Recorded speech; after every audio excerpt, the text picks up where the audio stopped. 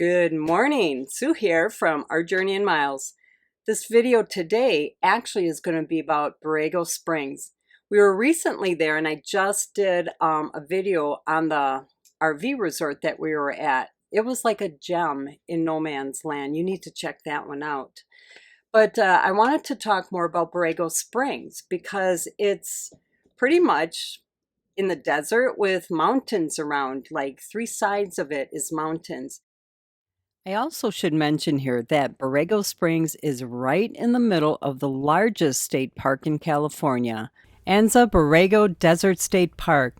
It has like 500 miles of dirt roads, 12 wilderness areas, and many miles of hiking trails. And the population is only about 3,000, so the village is not that big, but there is a lot to do there, and that's what this video is all about.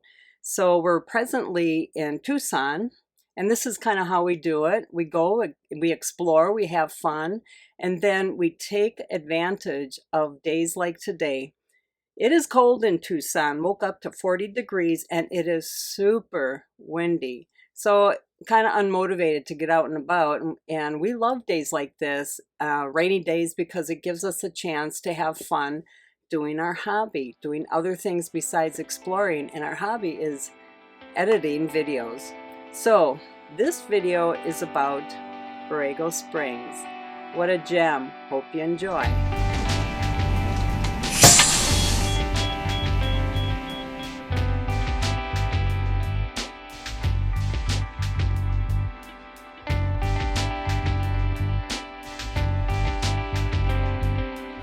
Now in Borrego Springs in California. We'll be here for about a month. What is it, December 2nd?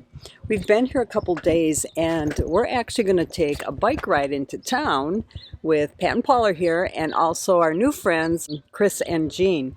So we're going to kind of get a lay of the land. We've never been here before. Pat and Paul have been. So there's actually a farmer's market today in the main circle, so we're going to go check that out. So we took our 1.3 mile bike ride to the Christmas Circle, which seems to have a number of things that happen in this park besides the farmer's market on Friday. There's also music, an art walk, and a whole lot more during the high season.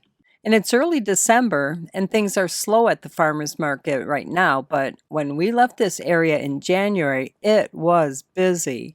And you're sure to meet nice people when you go here, like John and Margot, Kim and Robert. On the other side of the circle from where we rode in is what I call their downtown, or the road with shopping and restaurants. And some of the places we liked were Red Ocotillo Cafe, Carly's. We ate a few times there. Our favorite breakfast place became Kendall's. If you're looking for fine dining, you want to check out the Coyote Steakhouse in this mid-century modern hotel, the Palms at Indian Head, where people like Clark Gable and Marilyn Monroe stayed. It transports you back to the glamour of the 1950s. And you can see they've also got a library and a post office. And they do have 2 grocery stores, Center Market and Desert Pantry. They're really small, so the selection is limited and expensive. So, pro tip, stock up before you come to Borrego Springs. Now that you can kind of see the lay of the land, let's take a ride. We're going around Christmas Circle right now. And on the other side is the downtown. There you see Carly's. And you can see there are a lot of other shops here, a lot of other things to do here, besides what I'm showing you. There we have Center Market. It's way in the back, actually. And I forgot to mention our favorite coffee shop, the Espresso and Fudge Factory. And then there's the pharmacy. After the farmer's market, we rode our bikes out in the desert to Galleta Meadows, which is probably one of the more popular attractions in this area. So the wildflowers are in bloom in the desert, and we're at Galleta Meadows, which is just filled with sculptures. I don't know how many acres. Turn around quick. Look at that 4x4 super duper Outback vehicle. That is made for stuff like this. Imagine Myles driving on this. Ugh. I would get 6 feet past the length of my RV and I'd be stuck. This is Yeah. loose sand and hard to ride even with our bikes, really. Galleta Meadows Estate is privately owned desert estate land owned by Dennis Avery, who envisioned freestanding art on his property. Avery was heir to the Avery label fortune, but I also read that he was a self-made success on his own. And the beautiful thing is, he used his money for many charitable causes, often giving anonymously worldwide. Gotta love that. So Avery bought 3,000 acres here in Borrego Springs in the early 1990s, and in 2008, he commissioned Southern California artist Ricardo Bracida to create full-size metal sculptures here. And there are now over 130 sculptures placed throughout the land Avery purchased for conservation to keep it protected from development.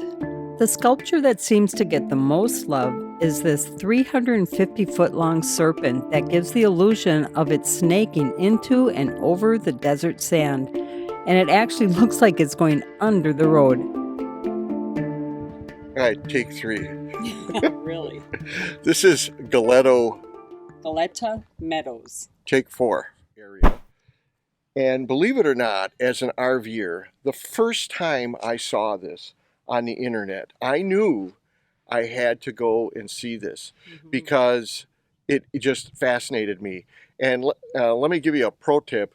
There's a drone footage channel that it's called Oddity Odyssey that goes to all sorts of awesome places in California that initially did a little episode on this that just totally got me hooked. And this is the type of thing that, might not seem much to you now, maybe coming through on the camera here. But I'm telling you, there's certain things that just capture you. And the deeper you dive into them on the internet and you get really good looks at it, all of a sudden, if you can, as an RVer, all of a sudden you go, I have to go there. And we're here, and it's not disappointing. It's delivering. But every one of these is individually welded in. How'd you like to be the first guy? He goes, well, your serpentine's, 300 feet long. Here's your 4-inch circle. Guy welds it in, and he's going, oh my God, I got a zillion more to weld in.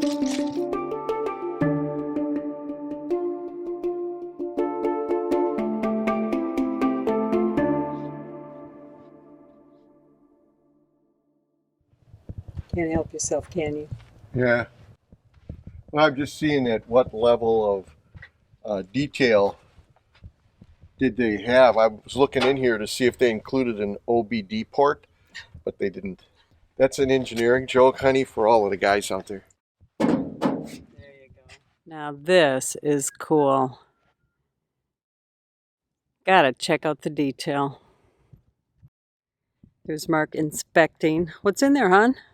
Real life, I can remember as a little kid when I would like little crayfish and stuff, and they'd have all those little arms and these 5 or 6 little different jaws and mouths, and and you look at they've got these sweeping stuff in, and then they got these, and they got these. Ooh, the detail. Yeah, wow. It's amazing. And if I would have been in charge of this art project, the only change that I would have did is I would have had a small jet engine installed here so that during expositions you could fire it and the flames would come on. That'd be cool. Like a real scorpion, yeah. Right? Well, you got to have a gimmick. The 130 statues are scattered across the estate. We were up in this area, but when our friends Irene and Dan drove over to visit, we took the Jeeps down to see more sculpture in this area. There was no way we could have seen 130 sculptures in one day by riding our bikes. And even with that, we probably didn't even see half of the 130.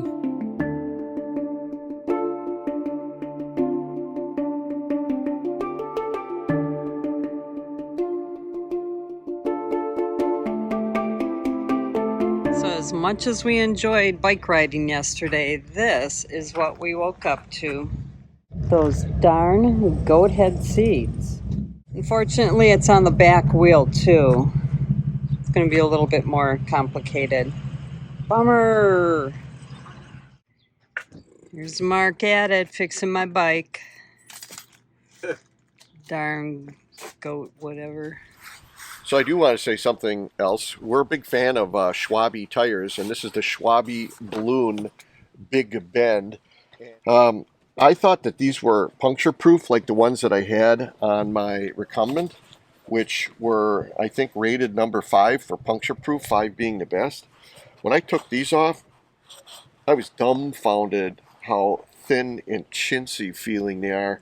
And they are rated for e-bike rated. When I get back to Milwaukee, these are going bye-bye. The ones that I had back on, when you would put your hand through here and you would feel this thickness, you could tell that this entire road surface was, I'm not kidding you, it had to be 3/16 of an inch thick. So these goat's heads have been brutal for our bike riding fun. I ended up with 2 flats in 2 weeks. So Mark did purchase new tires. The ones we had were really thin tread. These say they're puncture proof. We'll see. So as I'm editing this, I'm coming across one of the awesome things of Borrego Springs area, and that's their state park. It's the Anza-Borrego Desert State Park.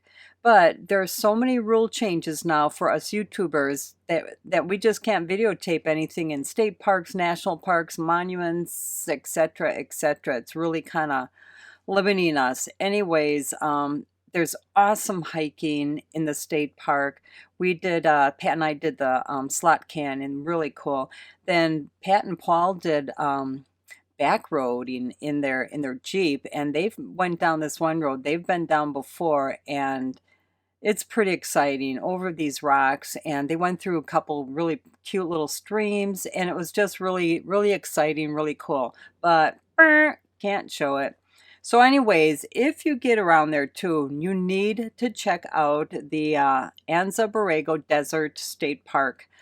Check out their visitor center too. It's kind of partially underground, built into a hill. Very cool. All right, moving on. It's an adventure day. So we're going up to Palm Springs with Pat and Paul, and we're hopefully finally going on the aerial tram up on the state park that's there. Wait a minute, didn't we just talk about state parks? So anyway, we did go to the tram, and it was a little under 2-hour drive, a beautiful drive. Right, we made it to the tram in time, and you see Mark's getting his hiking shoes on. Not because I knew that I needed them. Paul told me. Paul did, and what Otherwise, I had tennis shoes on. Yeah, what Paul says, Mark does. So we're glad Paul's around. We were hoping to do some hiking. There's supposed to be awesome hiking trails up there, but it was snowy and it was packed and it was icy. So we didn't do any of that because of the weather. But if you get in that area, it's less than a 2-hour drive. Do a little field trip. The aerial tram in Palm Springs is really awesome. There are also some really great day trips in the other direction of Borrego Springs, where you slither up the Montezuma Valley Road. You get some amazing views of the surrounding Anza-Borrego desert landscape. Right, we're on a road trip today from Borrego Springs. We are driving up to the Palomar Observatory, and we're at a vista right now, so we're taking a stop and taking advantage of this incredible view. All right, we are still driving, and we're stopping at a few vistas, and oh my gosh, the drive up to Palomar Observatory is just breathtaking. Mark, you're missing the view. Where were you? Well, I was actually talking to a man about a horse.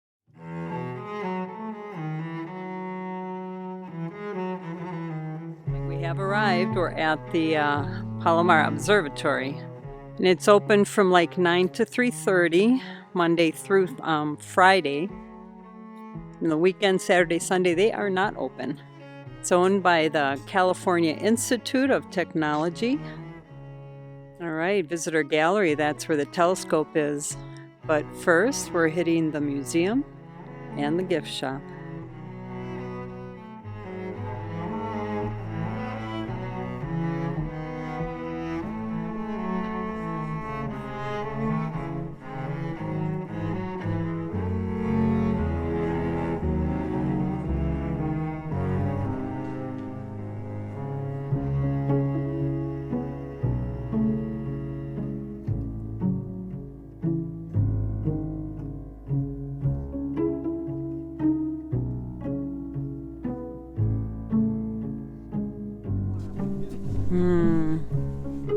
So let's show you the most important thing today. The most important thing is having friends like Pat and Paul. Look at them up there. They drive me and Sue around every place we're too lazy to go to, or it's too much driving in the mountain. So here we are today, a beautiful day. Paul drove all the way here. It was a beautiful drive too. Yeah, well, I could just luxuriate in the back seat there. This whole experience was really interesting, and they do have public guided tours from April through October, but we're here in December, and you can do a self-guided tour. This place is way bigger than I thought. Yeah. And again, we are here in December, so here's a pro tip. Dress warm. Way too cold in here. Pat and Paul are gone already. I left Mark up above, and I am looking for sunshine. Just a heads up, if you come here, it is late December, and it's 30 degrees up there. Did you guys warm up? And after we visited the Palomar Observatory, we decided to circle around to a couple other towns. So there's a city around here called Julian, where it's supposed to be really cute and have some great pies. And the pies actually are made right here in Santa Isabel. And this is where we're now stopping. So they're supposed to have awesome pies and of many different flavors. But first, we're going to check out one of the restaurants here in Santa Isabel. So it is so warm here, just coming down that little bit. Breakfast, lunch, coffee, and they are open. Dudley's. The sandwiches there were awesome, and they make their own bread right there. So, of course, we bought a few loaves, but not dessert. To top off our sandwich at Dudley's, we're heading over to Julian Pie. My God, you can smell the pies out here already. What are you doing, Sue? Oh my God. Oh, does it smell good? Coffee. All right, so what'd you get? I got a pie, not a frozen one. Original apple. We're going to split it with Pat and Paul. We each get a quarter of a pie. And I bought the original apple with the double regular original topping. Not no stinking crumb popping. Oh, I love crumb. This is like my mom used to make. If you do make it to Julian Pies in Santa Isabel, you gotta stop here. This stuff is amazing. So we got the original apple topping one, not the Dutch. I love Dutch toppings. I know, and I love you. This is what I was pushing for too. No, you were Peach pushing apple. this one too. We have strawberry rhubarb coming from Ken Paul's purchase. Right. We are taking a chance because ours isn't frozen, so ours is going to eat first, and they could stiff us if they don't cook it up, and because we're only here for another couple of weeks. But. I wish we had smell-o-rama. Good Lord, this stuff smells good. All right, let's get going. We just left Santa Isabel and headed over to Julian before we drive back to Borrego Springs. Julian, cute little town, and you can buy the pies that we just bought back in Santa Isabel. Julian is an official California historical landmark. In 1869, in the wake of the American Civil War, the Bailey brothers and their two cousins, the Julians, were passing through, and taken by the beauty in this area, Drury Bailey decided to settle. He named the town after his cousin Mike Julian because Mike was better looking. And then, about a year later in 1870, a former slave, Fred Coleman, was passing through. He saw some gold glistening in the stream, and from then, Julian experienced a gold rush, and Coleman established the Coleman Mining District. Trying to make sure Sue loves me. So I bought legendary lather because look at how awesome this guy looks. Just like you. Pretty soon, I'm gonna have a transformation.